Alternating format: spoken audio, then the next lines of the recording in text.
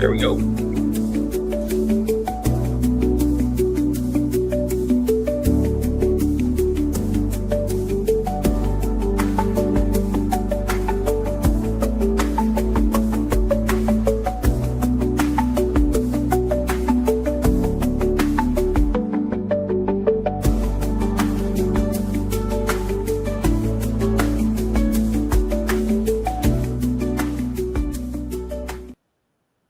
Welcome to Rock and Recovery. I'm your host, Jay. Today I have a special guest.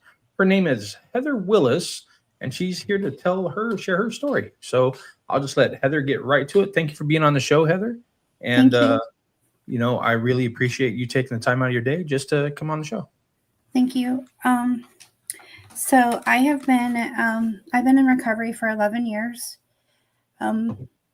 which is, I just celebrated that in September. But how I got into actively, using opiates, and I also was an alcoholic. I have a lot of trauma as a child. My biggest abuser is my mom, and she would, not just physically. It wasn't just physical, with a lot of like mental abuse, and so I grew up thinking that was what life was, and like with all the hate and all the physical from her, I thought that was normal. And when my parents divorced when I was 9 years old, and I lived with her for a while, and then she became really abusive to me and tried to choke me, and I moved in with my dad, who he wasn't physically abusive, but he ran his home, like he ran his squadron, because he was in the Navy. So it was very strict. And I was 16 years old, and I went to my first party, which I lied about. And I was drinking, and I got date raped. And I didn't say nothing to nobody because I thought it was my fault. I thought it was because I was dressing kind of provocative, and I thought I created this. And shortly after that, because I didn't know how to deal with everything, I found out that I was pregnant, and being 16, not knowing what to do, I went to the guy that had that raped me. And I was like, I don't know what to do. And he was like, you need to figure it out. I ran to my mom because I was afraid to tell my dad. And my mom's like, well, we'll go ahead and we'll take care of it. She was the first one to give me drugs. And that's how it all started. My mom used to abuse opiates, and I started with Vicodin, and it took away what I was feeling. I didn't want to feel anything, and it started just, taking a few pills here and there, to where I was. She would come home and bring me like joints. She'd bring me alcohol. And I thought, I'm like, this is kind of cool. Like my parents doing this, not realizing that none of this was normal. I ended up having a miscarriage, which is for the best, because I know that I couldn't raise a child at 16. She said it was all because I was using drugs. That's why I had a miscarriage, and just really weird things that she would say to me. I went to school one day. I came home, and the guy that had raped me was sitting at my kitchen table. And my mom just invited him in like it was nothing. And I looked at her and I said, "What are you doing?" And she's like, "Oh, he's having dinner with us." I said, "Well, I'm not staying here." And I left. Like, I ran away from home. I went to my aunt's house, where I stayed until he left. And she forced me to come back, because she said if I didn't come back, she was going to call the police on me for a runaway. So I came back home, and I had told her, I said, I just want to die. I'm like, I don't want to live here. I don't want to live no more. Like, you're inviting the person that hurt me. And she's like, then you're going to kill yourself in front of me. And this is the first attempt that I tried to commit suicide. She had a thing of bleach, and she's like, you're going to drink this whole thing of bleach in front of me. And I looked at her and I said, no, I'm not. I said, I just don't want to feel what I'm feeling no more. And she goes, nope, you are going to sit here and drink this whole thing of bleach. I sat there in front of her and I drank the bleach. She goes ahead and calls, 911, says that I tried to commit suicide. I get admitted into a psychiatric hospital. I don't ever tell them about what she does to me. I just tell them, like, I've been raped. Before that, my dad had remarried and I was molested by my stepbrother. So I had both of those, and I was telling them like what was going on. And I was in a residential home for a year and a half. I get out, I go back to my, at that time I was sober, because I couldn't do anything in there. I go back to my mom's. The first thing that she did was, here's pills and here's more of them. And I was like, well, I know what it feels like to be high, and I like that feeling. And that's all it took. It was like going right back to it. And the only time she was nice to me is when we were both actively using together. And all I really wanted was a mom in my life, even though it was a messed up situation. She would just, all the time just give me whatever I wanted. I turned 18 in October, and she came into my room and she was like, you have 10 business days to move out of the house. And mind you, in high school. I'm like, well, how am I going to finish school? That's not my problem. You need to figure it out.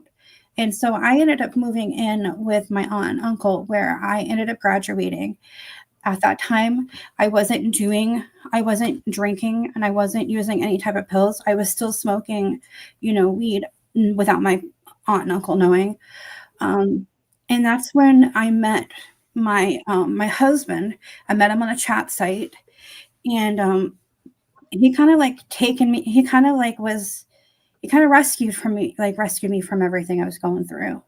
And he's much older than me, and he was like, wanted like this relationship, and I was only 18, and I'm like, no, I'm not ready for this. I'm going to move to New York. I'm going to go to college and all this other stuff. I had plans that I wanted to do. We always stayed in contact with each other. And I did end up going to school in New York. I ended up with the wrong people. I had a fake ID. I would get into the clubs all the time. I got alcohol poisoning where I was really sick. And the school I was at ended up calling my dad. I went back home because I got kicked out of school. So then my dad realizes that I have this problem and tried everything he could to try to fix what was going on. He's like, why are you doing all this? Like, what's creating this? And at that point, I was almost 20, and I was like, I have been raped. I've been molested by my stepbrother. I don't know what to do. And so at that point, he was like, we're going to get you the help that you need, and we're going to get you to stop, drinking and doing these drugs, and let's help you. I would lie to him, telling him I was going to therapy, and I wouldn't attend because I didn't think I had a problem, and I didn't know how to fix it. And I was so scared to fix what was going on that I ended up meeting my oldest son's father when I was 20, and I got pregnant. And that was like the scariest part of my life because I was actively using and drinking. And when I found out I was pregnant, I was almost 3.5 months along. And I thought, oh my gosh, what did I do to him? Like, I could have hurt him. And I remember sitting there telling my dad, I said, I can't have him. I'm going to give him up for an adoption. I'm not ready to be a parent, and I don't want to be like my mom. I don't want to hurt him. And my dad's like, it's okay, Heather. I will be here. I will help you support. I will help you with whatever we can. You have nothing. You're not anything like your mom. You have more of me and you. We'll get through this. So I ended up, having my son. And as soon as I had him, a month later, I turned 21. And that's where everything just I went from barely, like, I didn't do anything when I was pregnant, but As soon as I turned 21, I was at the bars every weekend. I didn't have my son. I would have him with a family member. And then it just turned into, I knew people that had different types of pills, and I just continued to do those. I got mixed up with the wrong people. And the only reason why I never got myself into trouble is because of my family. A lot of my family members are cops. And so they would just take me, like, no, we're not going to take you to jail. They pretty much coddled me. Just take you back home or whatever else. Right. Which is not right either. I should have gotten myself into trouble many times. When my husband and I, started talking again, and realized that we had all these feelings, because I wasn't at that point, wasn't with my son's father no more. We had gotten together, but he had gotten himself hurt pretty badly. So he was taking Percocets, and he would get a huge script of them. And a lot of the times he wouldn't take a lot of them. So I was like, oh, perfect. He won't know that anything is missing. And then it went from me taking Vicodin to Percocets, and then to Oxys. And it was and I just couldn't stop. Like, I would be physically sick if I didn't take them. I just remember like getting up, and that was the first thing I needed to do. I couldn't, even to go to work, I had to be intoxicated. And to me, that was normal to me. It really messed up our marriage, because when I was high, I was mean. Like, I was lying to him. I wasn't honest about anything. So here we are trying to have, a family, and I'm doing all these things behind his back. So we separated back, in 2010. And then so in the meantime, I'm still just doing crazy things, all these different drugs. And my dad gets sick in 2012. He had kidney cancer, and he's my best friend. I found out in April 2012 that he had stage 4 kidney cancer, and that he had 5 to 8 years to live. And at this point, I was pregnant with my second child. And I said, well, we'll make the best out of it. We have 5 to 8 years. Let's do all the things that we wanted to do. I lost my dad in 8 months. Wow. And I took care of him because I was a nurse, and I've been a nurse most of my life. And to see like what cancer does to somebody, like it's horrible. And so after he passed away, I went back into taking pills, because I wasn't taking pills after I had my daughter. I was breastfeeding. I stopped. I'm like, nope, I'll start bottle feeding, and I just went downhill. And I was heading down a path that was the scariest part of my life. And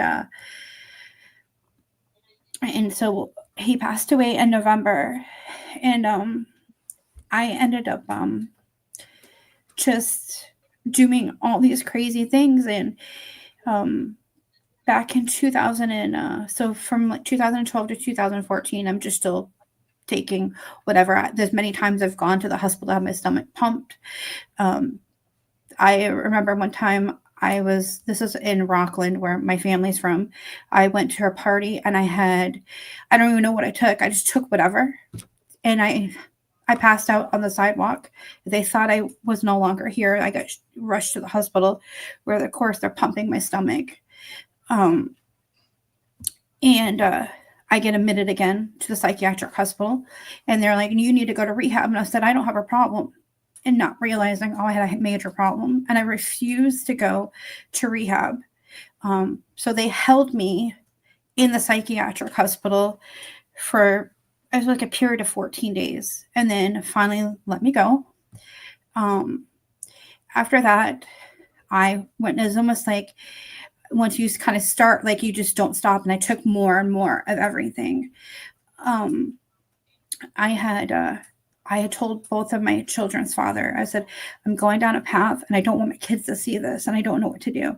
I made the decision at that point to give them to them. and I made a lie about who I was. I met this guy that he was strictly doing the same thing I was doing, and I left for a period of time. I was not in my children's lives for about 8 months before I decided to get sober. And all it was just drinking and doing drugs. And at the end of it, my oldest son's father, he was my dealer, and he had I remember going to his house, and I'm like, what is that in the bathroom? And there were like these little envelopes, and I had no clue what they were. And he was like, oh, you want to try it? And I said, well, what is it first? And so he tells me it's heroin. And I said, well, I'm not ever putting a needle in my body. He's like, no, but you can snort it. I was like, well, okay, I'll try it. That's all it took. And then that became my drug of choice. And once I started that, I couldn't stop. And that's all I remember just dreaming about it. Like I wake up and that's what I needed to have. I had to have it all the time. I lost my job. I had a really good job working at the veterans home. I lost everything because I couldn't stay sober. The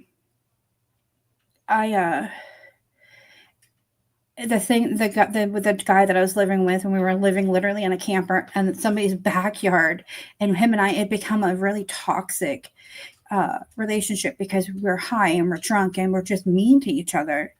I left and I said, well, I'm just going to go home to my kids, knowing that that's not where I needed to be either. And I was laying in bed with my oldest son, who at that time was 8 years old. And he looked at me, and I'm dope sick, sicker than a dog. And he's like, Mama, he's like, I just want my old mama back. And I realized at that point, I'm like, everybody knows, like, I have a problem. And I ended up putting myself into rehab the following day. And I just, back in September, I've celebrated 11 years being sober. I've had some crazy things in the 11 years that I'm surprised I haven't relapsed. But my children are my biggest drive. To keep me on the straight and narrow, and to realize that that's not the life that I want to live.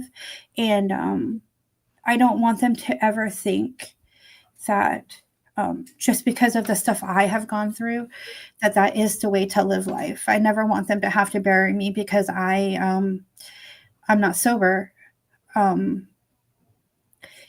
Still to this day, my mom and I do not have a good relationship. She's still pretty, abusive to me. I have also, learned that, instead of masking my emotions, like with substance, is to deal with them head on, which has been really difficult. Because for years, I'm like, I don't know how to feel. So when I started to feel these emotions, I'm like, whoa, these are not, I don't like the feeling, and I don't know how to deal with the feeling of them. Right. So it's been different. How hard was it to actually recover, and how did you recover? So I ended up going to a rehab place in the state that I live in. I was there for a month, and then I moved back home with my mom and my stepfather.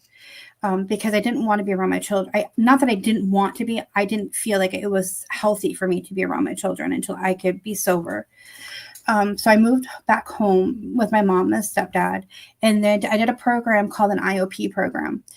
And that was only supposed to be for 6 months, but I actually ended up doing it for 18 months because I have co-occurring disorders. So not only do I have my addiction, but I also have mental health disorders as well. And I didn't know at that time. So I was being treated for both. And they also put me on Suboxone to help me stay sober.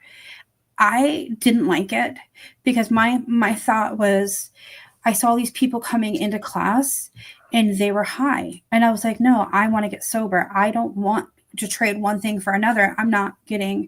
This is not what I'm trying to do. So within like 3.5 months, I weaned myself off of it.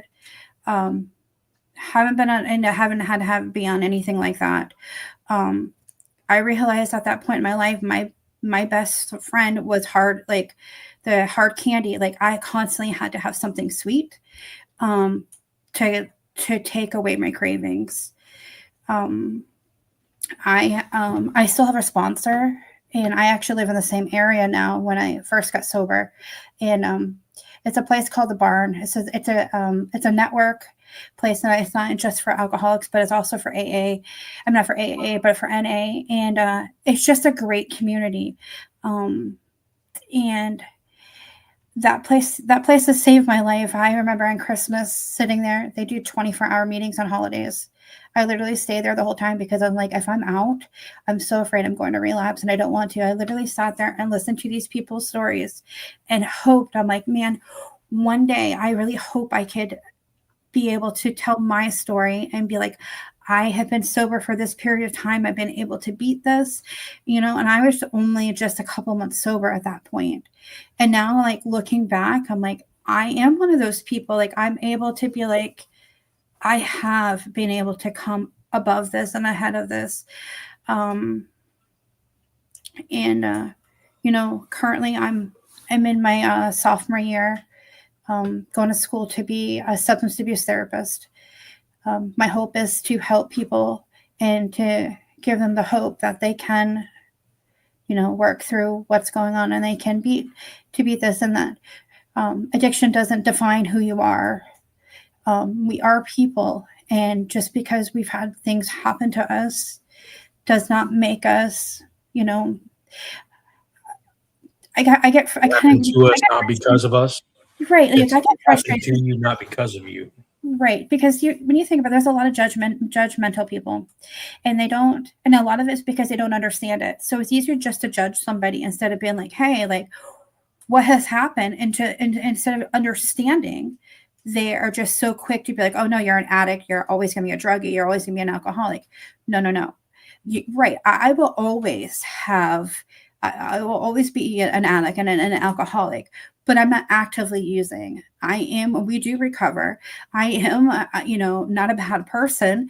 And I don't think that we should be judging people like that. And it's really hurtful because I feel bad for the people that don't have the support system. And I really didn't have a support system. So my goal in my life is to be that support system for other people so that they know that they're not alone in any of this, and that, to help others. Like, that's my biggest thing. When did you actually get sober off of all substances?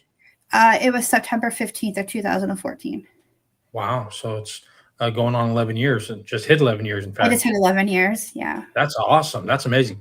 How hard was it to get off the Suboxone? I know, because I know other people that have been prescribed that or been on that as a medically assisted treatment.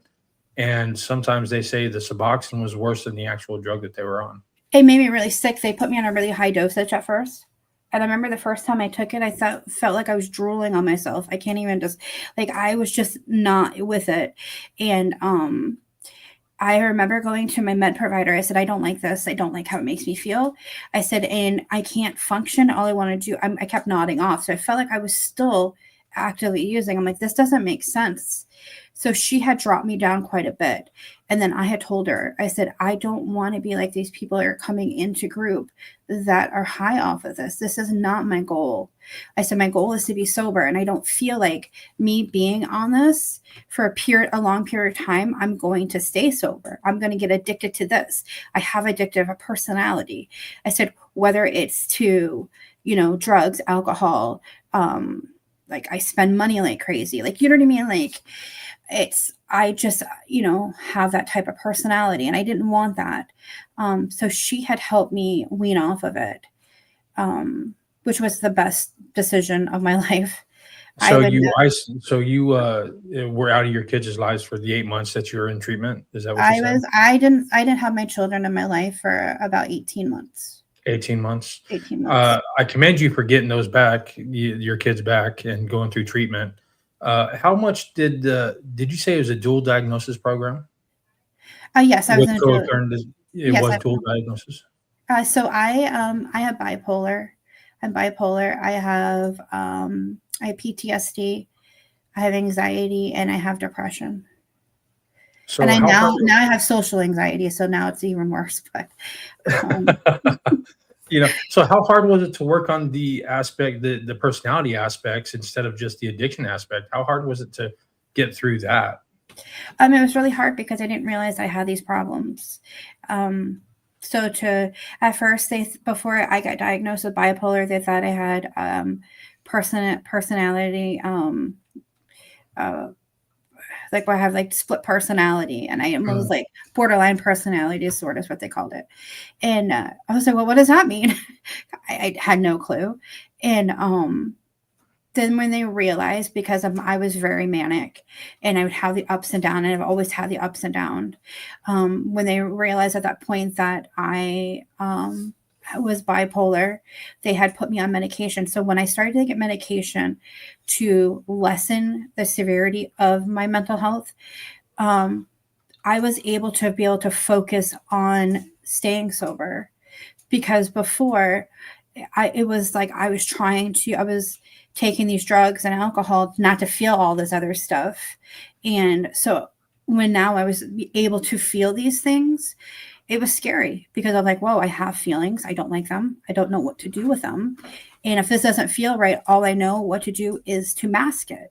So to learn how to use coping skills, which I didn't have any at that point, to learn how to utilize coping skills to be able to voice, hey, something isn't right. I need help, instead of just turning to substance, was huge for me. I learned. Did you have to work on the personality aspects first before you actually address the addiction aspects? We did together. I did it together. Yep. So how helpful was it to now have I'm taking it you are on a medication for the other issues, but how much easier is it to deal with everyday life now that you're able to do it clearly? I enjoy life. Before I hated life, be honest with you. I love being able to wake up and be like, I am sober.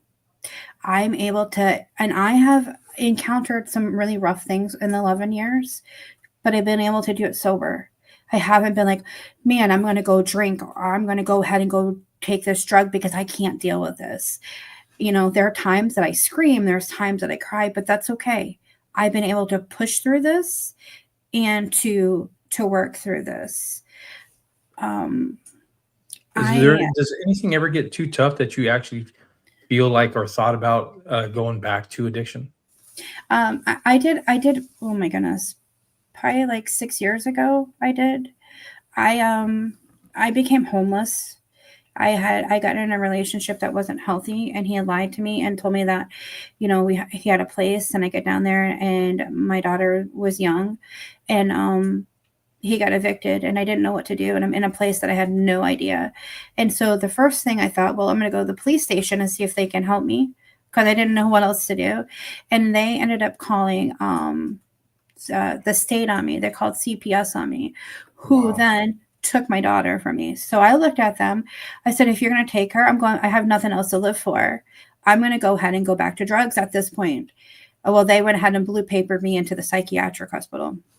Wow. So I got blue papered in, and thankfully, like, I am glad that all that happened, because I don't know where I'd be if that didn't happen, honestly. And with that, with me going there and getting on the proper meds and being able to get into therapy.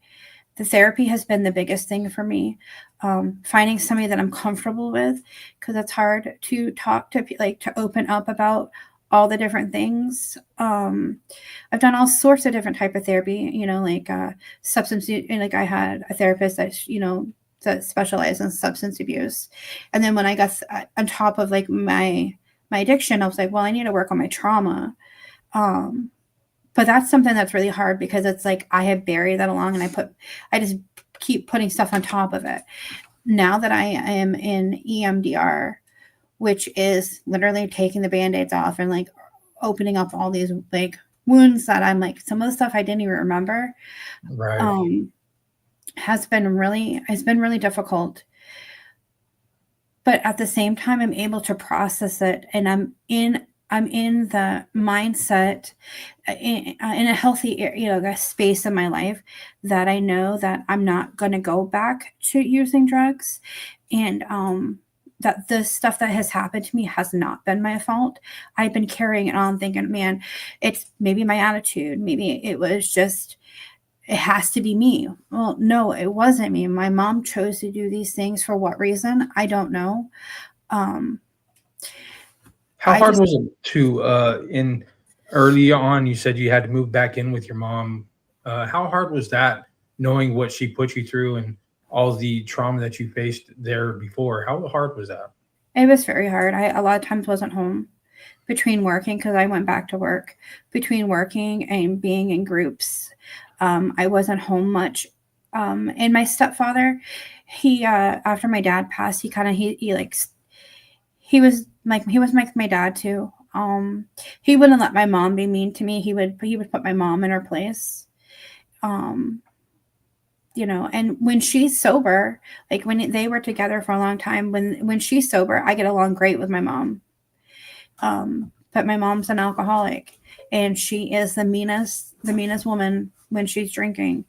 So when she went back to drinking, it's when I was like, no, I'm getting my own place, and I had moved out from my parents' house.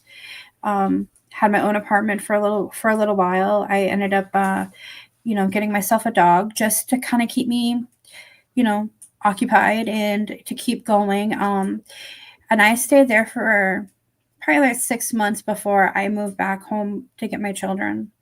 And then So early on in recovery, how did you face the temptation? How do you face the triggers?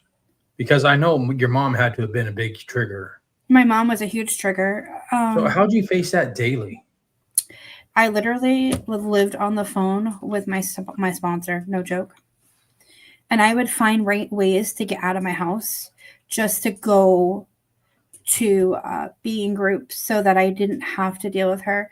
My mom would work overnight, so I would wait until she go. I would come back home when she was already gone.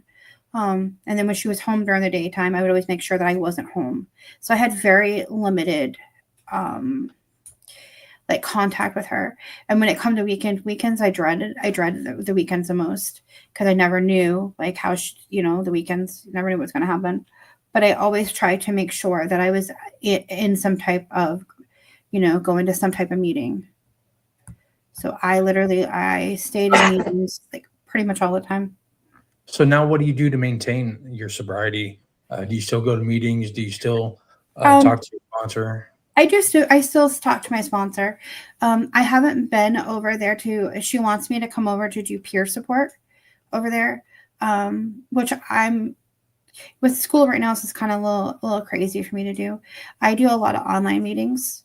I still attend. I attend those, um, and I also my therapist that I have. He's also in recovery, so a lot of the times I can sit there and just talk to him about different things. Like if something doesn't feel right, I'm like, I don't feel like I'm going to go back this way, but like I want to know like why would I for so long? Like I get sometimes upset with myself that I had used for so long, and I wasn't able to break it. Like you know, and So, what are some of the struggles that you face daily now that you want to talk about? Just the daily ones that you might or might not be tempted about.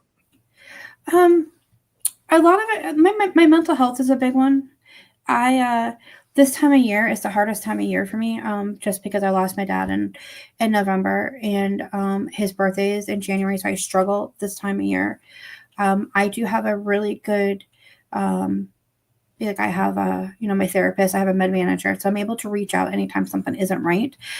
I have learned over the years to advocate for myself, something that I didn't know how to do. Um, I also know like if something isn't feeling like right at all, that I have like I still talk to my husband. I talk to Peter quite a bit. Um, Peter and I have been friends for years, and he's somebody that I could tell him anything, and he he doesn't judge me and he listens. And that's the same thing with Jim, my husband. Because sometimes I feel like I'm the only one that's ever gone through this. And I'm like, man, what if I start coming out and saying, hey, this is what's really happened and this is what I feel like. But they listen to me and I feel really supported, something that I've never had. And that was my whole thing is that I just want to be able to do that for others and be a voice for other people. How big is that, having support? Support's huge. I think that everybody, needs that support. Whether, you give them, whether you're just listening to them or you're like giving them words of encouragement or whatever it may be, I think everybody deserves to have that. And for me, that has been one of the things that has gotten me through a lot of the tough times in my life. Early on, you said you're essayed and everything. How hard was it to relive that, even now through EMDR, because you're having to relive that? And what's to stop you from going back to addiction now because of that trauma? It's hard. It's hard. Like the whole, I have for years, after that had happened, I viewed myself as, how do I want to say it? Less than. I would sleep with whoever, I would say, because I have stuff taken away from me. So what the hell else is there to, you know what I mean? Right. Now that I have a daughter, I was like, no, like that's not, I don't want her to be like, well, what's going on? And now I view myself, you know what, that has happened to me, but it wasn't my fault. And I do struggle still with being intimate with people. A lot of times I have a hard time with it because there could be something that just reminds me of what's happened. And I'm like, nope, I don't want it. Stop. And I have my youngest son is 6 and I have not been intimate with anybody in 6 years. And I'm okay with that. Like, to me, that's not a necessity to me. I don't know. Like, I kind of just protect myself.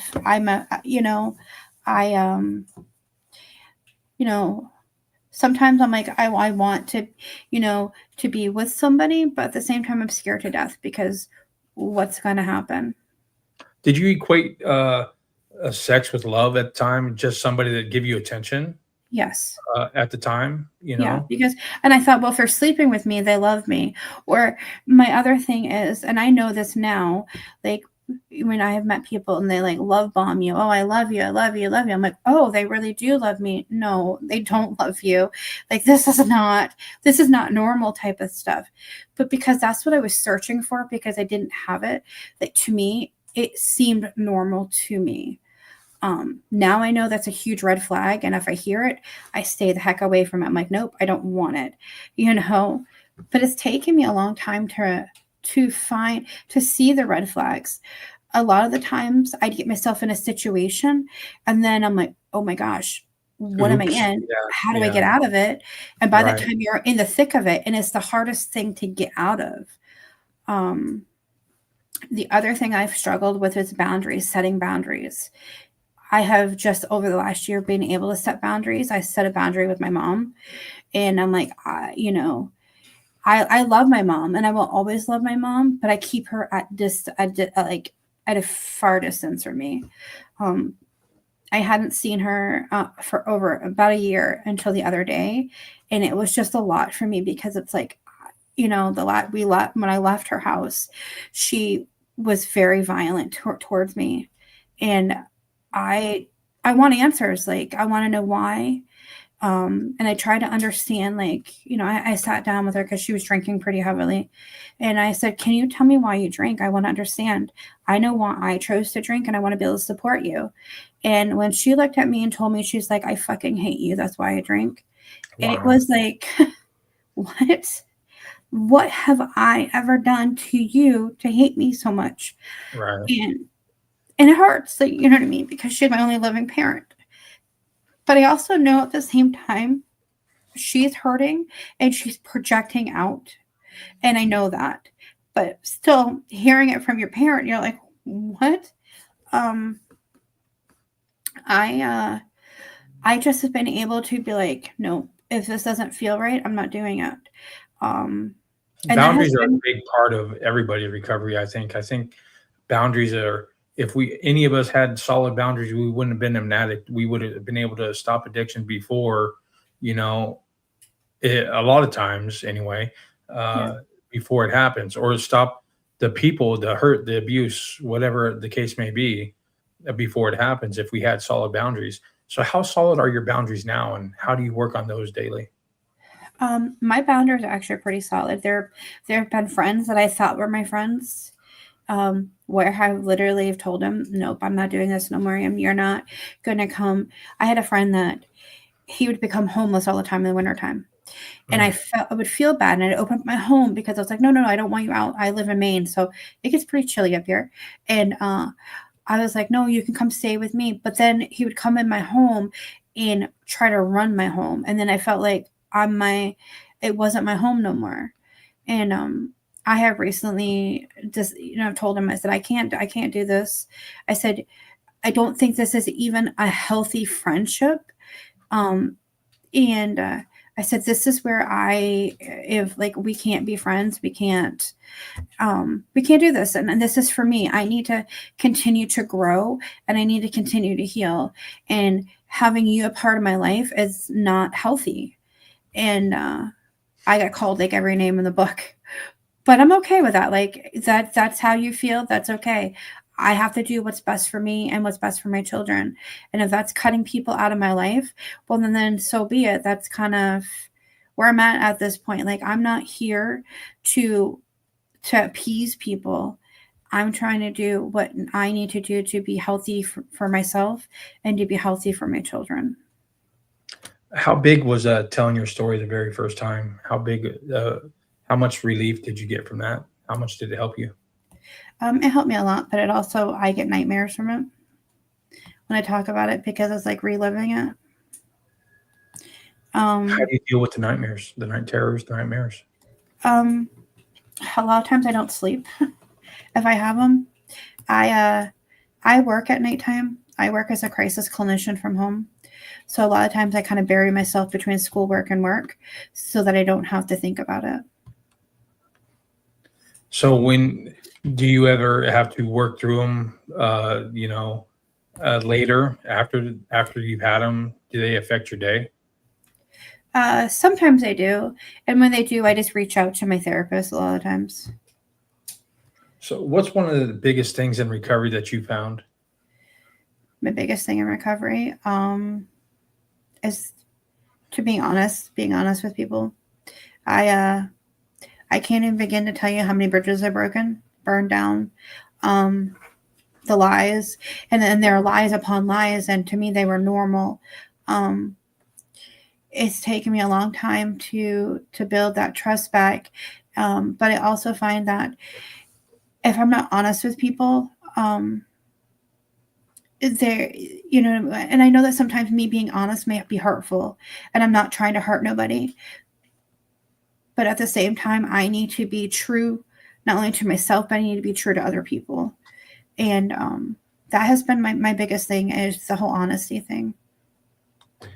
One last thing, well, a couple more, but how rewarding? How did you get to work on the relationship with your kids? So my oldest son, we don't have a relationship, which has been really difficult because of everything that he has seen. He has seen me actively using, and his dad and his grandmother, where he lives, still unfortunately put things into his head saying that I'm still an addict and I'm still doing all these things, which are not true. Um, I have tried for years to have a relationship with him, and he's just not ready. I've always told him, when you're ready, I'm always going to be here. I'm really sorry. And I don't know what else to say to fix this. Um, and my hope is that one day he'll realize that I'm not half as bad as what he thinks I am, and that we could get past this. My two youngest children, we have a really good relationship. My youngest has never ever seen me and use anything. And then my daughter was really young, um, but we have a good relationship. How early on, I know you did without your kids. Why did you do that? Just so they wouldn't see you struggle with addiction, so they wouldn't ask questions, or Um, I didn't want them to see what I was doing. I was afraid. I commend you And for what that. and Actually, what if I would have OD'd and they walked in? Like I didn't want them to ever see that, and I didn't know where I was heading. I just knew I was heading down a dark path, and I didn't want them to ever see that. that's smart. I mean, uh, unfortunately, I hate to say that, but that's probably one of the best things you could have done. And how good is your relationship now with your kids? My so like I don't have a good relationship with my oldest, but Your with oldest, yeah, my two youngest, I have a really good relationship with. that's good. Yeah. Last question I'll ask you is, if anybody's listening out there and you want them to take away one thing, what would that be? Um, that you can get through this, even though it's hard. Um, always be true to yourself and give yourself grace and patience. It doesn't happen. It doesn't happen overnight. But if you're patient with yourself, take baby steps. There's times that I've done minute by minute, second by second, just to get through the day, and that's okay. And that's something that I even tell my clients, that struggle not just with mental health but with addiction, that you got to give yourself, the grace and be patient with yourself. And I know in AA and NA you have to find your higher power. How impactful was that? So for me, my higher power is I feel grounded when I'm outside, and I'm a part of a church called the Rock Church up here, and they the pastor is a former addict, and pretty much everybody that goes here are in recovery. So it's like I found it's a community, and it's comfortable because we understand one another. But for me, like I feel grounded. Like if I get really anxious or whatnot, I just go outside, and for some reason, I feel at peace. I I'd rather be outside sometimes than being in a church.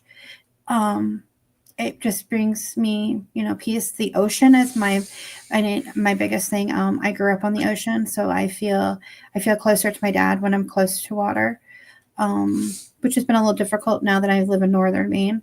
But when I lived down in southern Maine, I lived like 10 minutes from the ocean, and I was at peace. But I know like any place out here, like I could just go out there and I could scream, I could, whatever it may be. It brings me comfort being outside.